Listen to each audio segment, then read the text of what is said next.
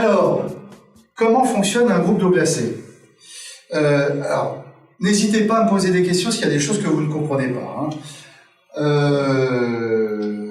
Le refroidissement industriel en circuit fermé, les groupes d'eau glacée.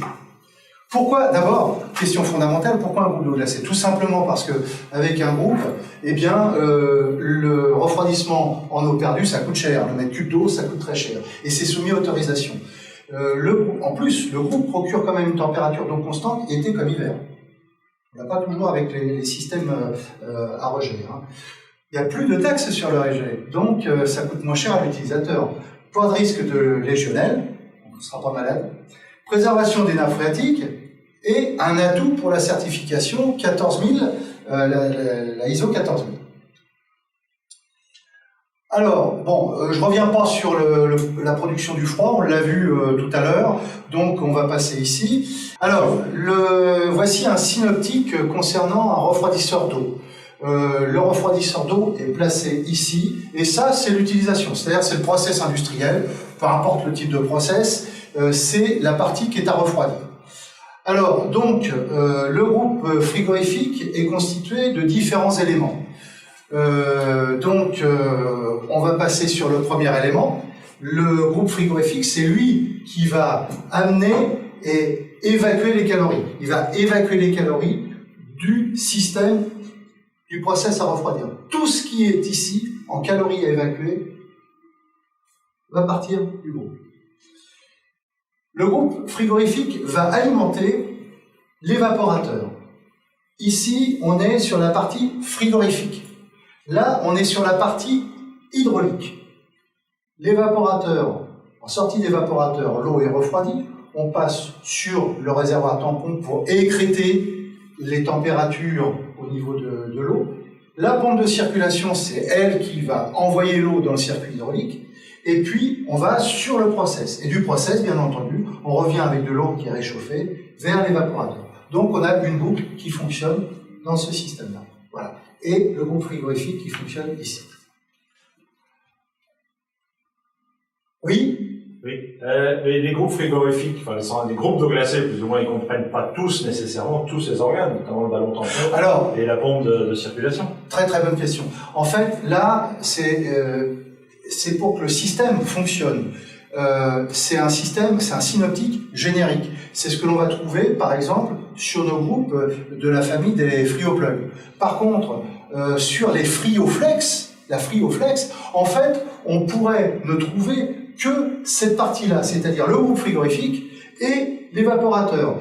Le ballon tampon ou le réservoir serait à la discrétion du client, ou les pompes de circulation pourraient être à la discrétion du client. C'est-à-dire que la FrioFlex, en fait, peut s'adapter, remplacer un groupe qui a été détruit dans n'importe quelle condition. À savoir qu'on va rajouter des éléments les uns à côté des autres. Est-ce que j'ai répondu à ta question? Complètement. Ok, on passe à la diapo suivante. Voilà, donc ici, on est sur un système qui est complet. Alors, on retrouve les différents éléments, à savoir le circuit frigorifique d'un côté, le circuit hydraulique de l'autre côté.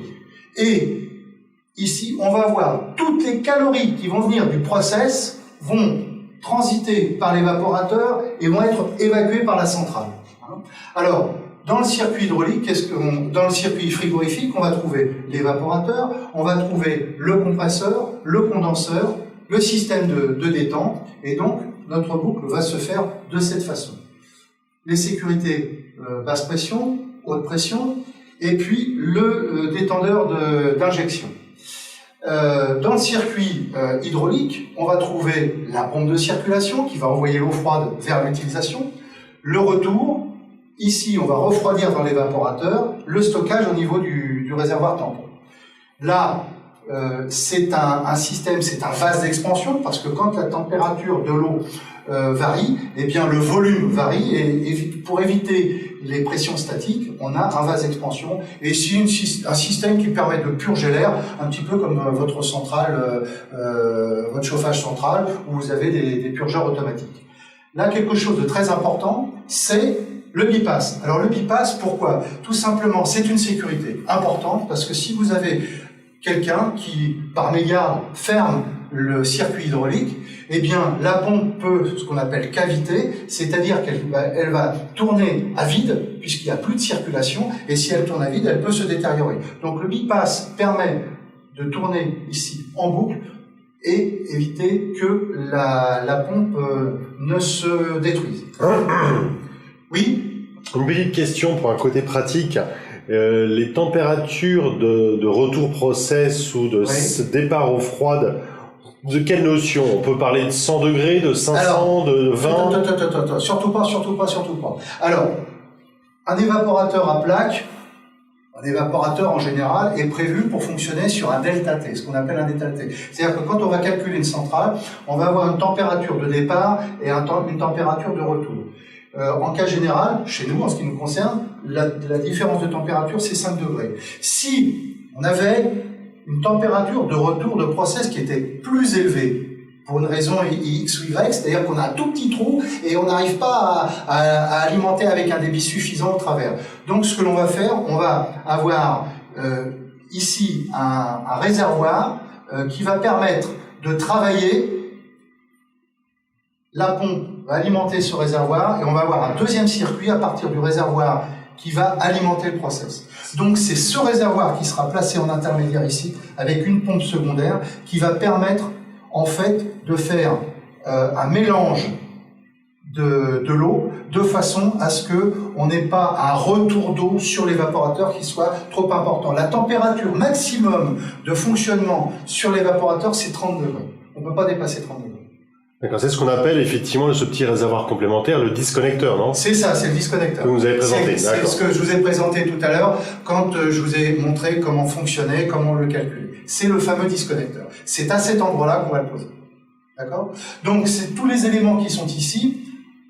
Un dont je ne vous ai pas parlé, mais qui a son importance, c'est ce petit boîtier-là qui permet de contrôler. C'est un contrôleur de débit, il permet de contrôler qu'on ait effectivement un passage d'eau dans l'évaporateur. Si ce passage d'eau n'existe pas, le contrôleur de débit nous l'indique. Ça veut dire que ici, pas de circulation. Si on n'a pas de circulation, le liquide qui est ici pourrait geler. Et en tout état de cause, le contrôleur de débit indique pas de débit, on coupe la pompe, on coupe le circuit frigorifique.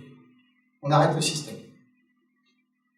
Voilà, donc ces éléments, on les retrouve dans cette centrale. Alors effectivement, pour répondre à ta question de tout à l'heure, cette centrale-là, c'est une centrale qui est complète. On va retrouver le condenseur, on va retrouver les ventilateurs, on va retrouver d'extraction de chaleur, on va retrouver le réservoir tampon, l'échangeur à plaque. Alors l'échangeur à plaque, ici, il est représenté nu, hein, c'est pour la photo, mais bien entendu, il est calfeutré. Hein. Et puis ici, les compresseurs, le groupe hydraulique et notre petit bypass. Donc concrètement, ça veut dire quoi?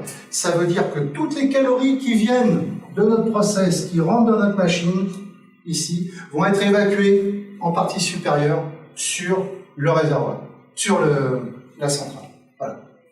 Et bien entendu, après, vous pourriez éventuellement, si vous le voulez, faire de la récupération d'énergie à partir des calories qui sont évacuées ici. Voilà, est-ce que vous avez d'autres questions? Non?